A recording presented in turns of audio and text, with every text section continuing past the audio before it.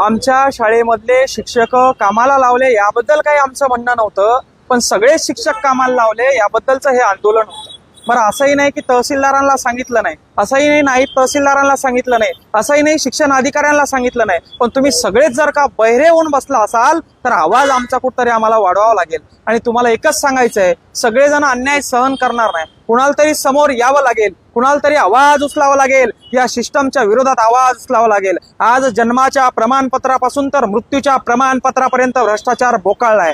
या अधिकाऱ्यांना मी बोललेले एवढं जर का झोंबलं असेल तर स्वतःची वर्दी बाजूला ठेवून एखाद्या तहसील कार्यालयामधून एका दिवसामध्ये तुमचा अर्ज मंजूर करून आणावा किंवा तुमचा एखादा विनंती अर्ज रस्त्याचा मंजूर करून दाखवावा. तेव्हा सांगेल की शासन प्रशासन व्यवस्थित काम करतंय म्हणून. तुम्ही व्यवस्थित काम करताय, तुमच्यावर कामाचा लोड आहे, याबद्दल आमचं काहीच म्हणणं नाही, पण तुम्ही आमच्यासाठी आहात, आमचं म्हणणं तुम्ही ऐकून घ्यावं, त्याच्यावर प्रश्न या ठिकाणी तुम्ही मार्गी लावात, यासाठीचा हा उद्रेक होता. आणि तुम्हाला जर का असं वाटत असेल की मंगेश साबळेवर गुन्हे दाखल केले, मंगेश साबळेला तुरुंगात टाकलं आणि आता मंगेश साबळे शांत बसेल, गोळ्या जरी झाडल्या तरी हा साबळे शांत बसणार नाही. शेतकऱ्यांसाठी, गोरगरीब कष्टकरी बांधवांसाठी या ठिकाणी उठलेला हा आवाज आहे.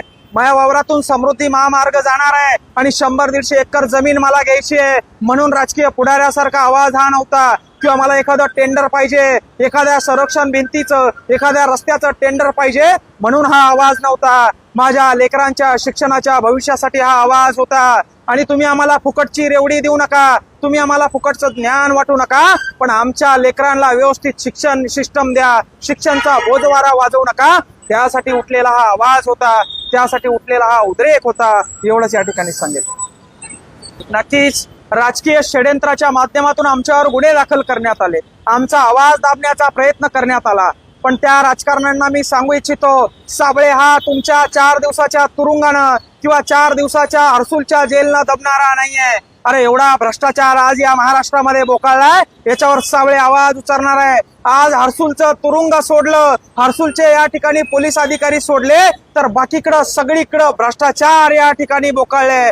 म्हणजे जेलात प्रशासन चांगलं सुरू आहे, जिथं कैदी असतात तिथं प्रशासन चांगलं सुरू आहे, मात्र बाहेर जिथं सामान्याचे काम व्हायला पाहिजे तिथं टेबलाखालून पैसे द्यावं लागतायत, टेबलाखालून भ्रष्टाचार सुरू आहे. आणि त्याच्या विरोधात जर का कोणी आवाज उचलणार असाल आणि तुम्हाला वाटत असेल तुम्ही तो आवाज दाबणार असाल तर ही जनता शांत बसणार नाही, आमच्यासारखे तरुण शांत बसणार नाही. आणि आम्ही ही खुणगाड बांधून हा आवाज उचललेला आहे. तुम्हाला वाटत असेल 4-2 दिवसाच्या तुरुंगवासानं तुम्ही आमचा आवाज दाबणार तर विसरून जा, शेवटच्या श्वासापर्यंत या मातीसाठी हा मंगेश साबळे लढत राहणार आहे, लक्षात असू द्या.